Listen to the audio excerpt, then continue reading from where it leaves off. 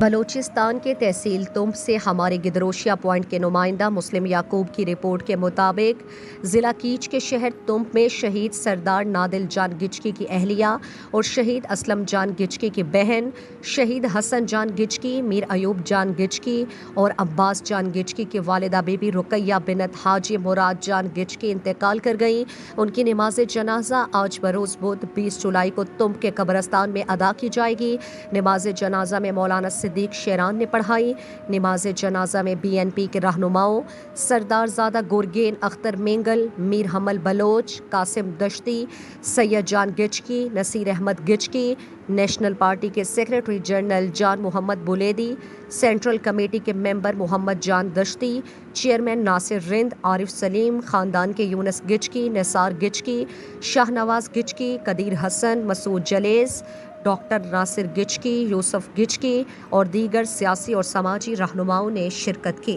جبکہ بتایا گیا کہ فاتح خانی BNP کے رہنما میر ایوب جان گچکی کے تربت کے رہائش گاہ میں جاری رہے گا۔ مزید دلچسپ معلومات اور خبروں سے آگاہ ہونے کے لیے گدروشیا point Facebook page, Instagram, Twitter کو فالو اور یوٹیوب چینل کو سبسکرائب کریں۔